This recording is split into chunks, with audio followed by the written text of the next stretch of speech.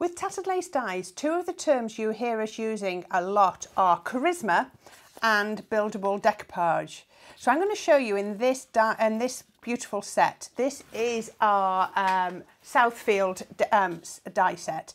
I'm going to show you how charisma works and also how buildable decoupage works. So this is the image that coordinates with the die.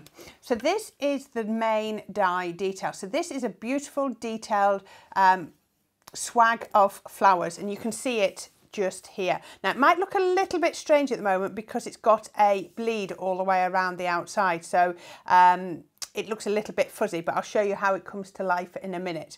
So what you have is your charisma is the image that matches perfectly with your die, and I'm just going to lie this over the top. So if I lie my die over the top, it'll line up just right, and I can tape it into place so that when I cut it out, I've got the perfect image on my die cut. So you've seen before we've done die cuts with just plain paper. This is going to give us a pattern.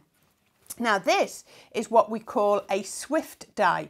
So you've got one die cut there, one die cut there, and one die cut there, and they're linked with these pieces of metal. Now these aren't transit links, so don't try and snap them off. These are permanent links, and they're designed to hold the dies in place. And that means that when you lay it over the charisma like that, you know that all of those elements are going to line up. And you see I'm just putting little pieces of tape on. So I've got another one here. So this is just a single die cut. So I'll pop that over there. Now at this point you don't need to worry about numbering, you don't need to worry about die positioning or anything like that. At this point everything is just about lining up with the charisma. Let me just get a pair of scissors because this decoupage, oh, this tape's not cut in, there we are.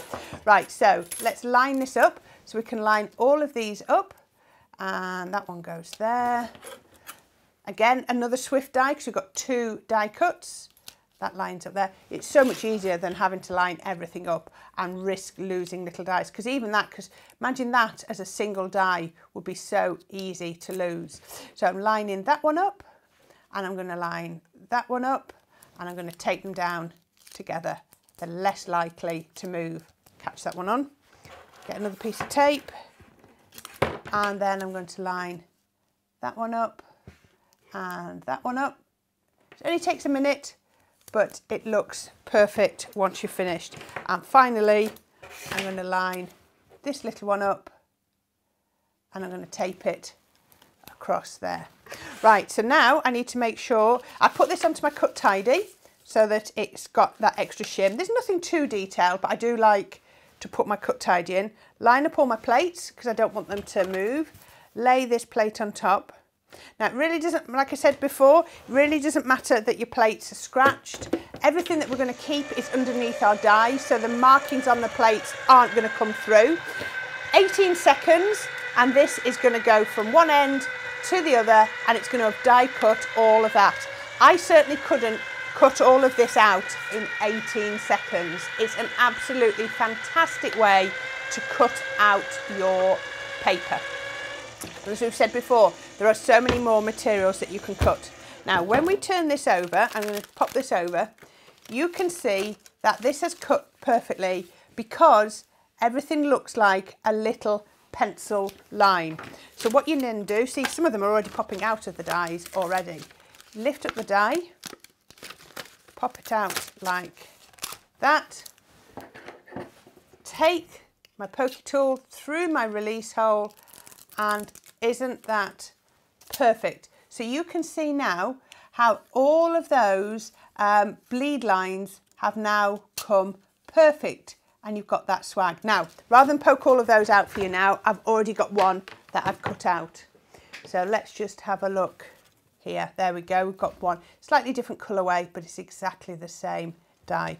So I need to bring these dies over so I can show you.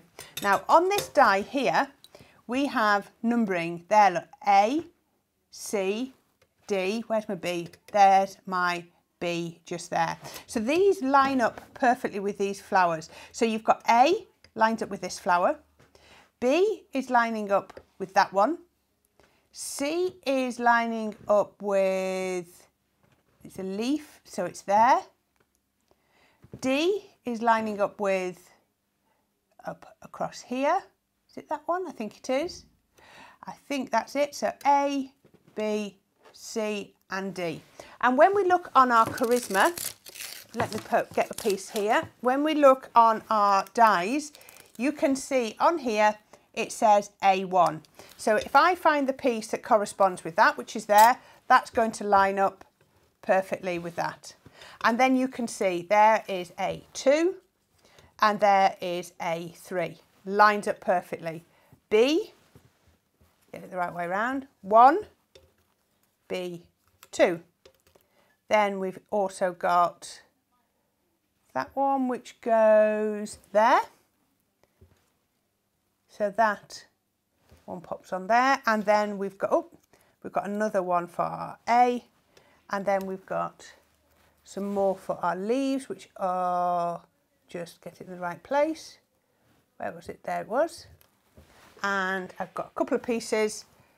That one went there, if you remember, and that's another one to go on there. So once you've lined them all up, and like I say, all your numberings are on your dies. If you pick any of the dies out, you will see the numbering. So that one was A3, look, C1, oops, sorry, C1 and D1. It's ever so small, but you can see it. So that just shows you where everything goes. Now, if I was cutting these out for later, I would turn over my die cuts, and I've done this so many times.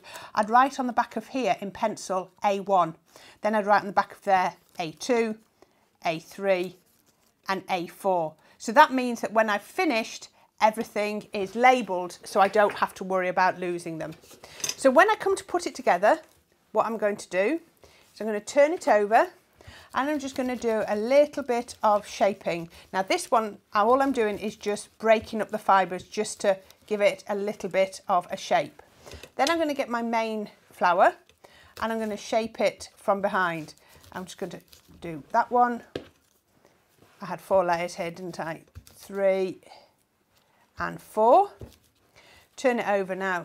I might want to press in on the inside of some of these. So whatever you do on one layer, you do it on the same on all the others.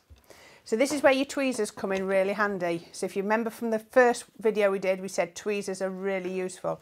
So hold it in my tweezers, and then I've got some pin flare glue in a syringe. So this is pin flare glue gel, and I'm going to put a little bit on the back of there. I'm going to offer it up to the die cut. It's not a case of where can it go, because there's only one place for it to go, and that's going to go on there. And I just grabbed that, sorry, and I let it bounce. So we can just line that up. And the great thing about the glue gel from Pin Flare is you've got wiggle room, and I've just bounced that. Let me get it in the right place. There we go. Then I'm going to go in for the second layer, and I'm going to put a bit more of my glue on the back. And the great thing is I can put a bit more there where it's standing proud, and a bit less where it's going concave. So we can put the next one on, and the third layer, and that's going to go there, and then the fourth layer is going to go just there. So all I've done is follow the numberings on my dies to line it up. So if you've ever done traditional decoupage, you'd have had the numbers on the sheet that you poke them out of. We put the numbers on the die, so that means that if you cut them out of Charisma, you can still line them up. If you cut them out of white card and decide to colour them yourself, you've still got the numbering. So you've got the numbering whatever you choose to do. So we can pop that onto there, and that's going to go on like that. And then the next one is going, get it the right way round, there. Again, just a little bit of my glue gel. You can use foam pads, but I think the best way to do decoupage is with Pin Flare glue gel, or any other dimensional glue gel. Pin Flare is just the one I choose to use. That one goes there. Right, this one's got a bud, so I'm going to go behind the bud, just like that, and then I'm going to go on the petals just here, and we're going to pop that around there, and that's going to go one, and then oops, a bit on there, and that's going to go just there. So like I say, there's only one place for it to go. Last two pieces are my foliage, little bit of shape. If you remember, this one went there, and all the colouring lines up and everything. So this is Charisma and Buildable decoupage. It's absolutely perfect, and you get it with so many of your Tattered Lace collections. I don't know anybody else that gives you such perfect charisma and Buildable decoupage. That one's just twisted around a little bit. So there we have it. That has been really quick Buildable decoupage, but let me turn that round. Can you see how dimensional that is? And another one from a similar collection was our Daisy Field. So this was our Daisy Hill and our South Field, and then you can start mixing and matching them together and intertwining them and building them up and making your own arrangements. These are absolutely perfect, and once you've started doing decoupage with your charisma, there is no turning back.